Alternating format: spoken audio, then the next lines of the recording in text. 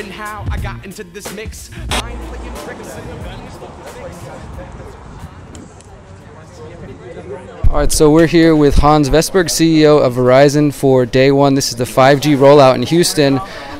First question I wanted to ask you is related to the recently just passed FCC rule related to 5G. I'm sure you're well aware of it.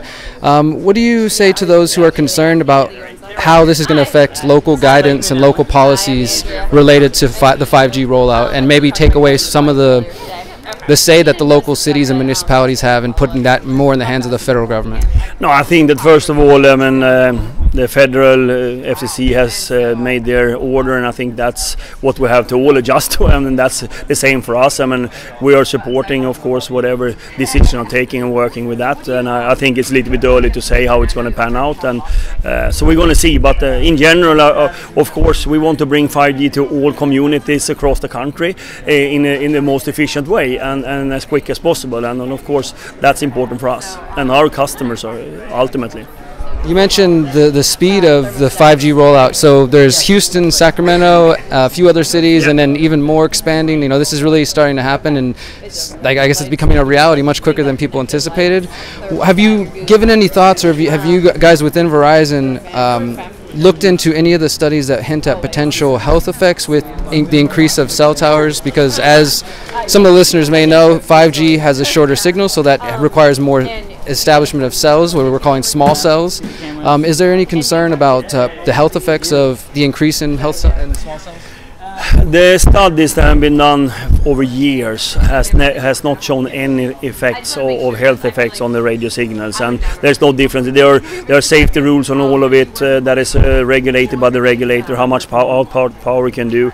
I come from a previous company that worked a lot with research on radio signals, so there have not been any impacts or any evidence of that. We're of course following it closely, as everything you do with research, but so far we haven't seen any impacts of that.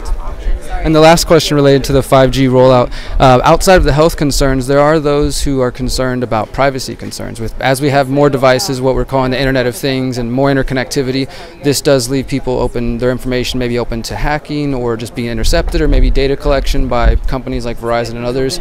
Your thoughts on that? Will this lead to a decrease in privacy despite the benefits of it? Will this also, affect privacy? I cannot really see that it's doing that. I think that you will have much more choices, as 5G will give you different type of options, what you will do or not. Ultimately, the network is transporting it. It's the application that of course is telling you if you're opting in with your privacy or not. That's where you actually do it. So the applications is basically that define the privacy in that case, where it comes to opt in and opt out, or how you give away data. So I think that no, I don't see it. I think that there are features in 5G which are much more secure than 4G when it comes to data and how we can send it. So I think that there are actually improvements on that, but again, it's up to every consumer or every enterprise how they are dealing with it from their point of view of privacy. I guess the one contrary to that is that, say, as Houston grows as 5G, maybe some customers are not interested in 5G, or they're not interested in having their data out there, but through the growing Internet of Things, they're saying that we're going to add hundreds of thousands of new intersecting points that will come with 5G as part of the Internet of Things. And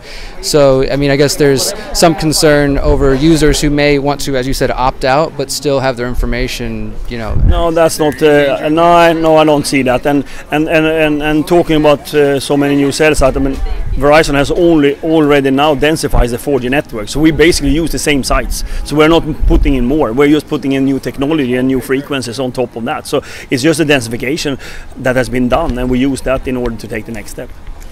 Thank you.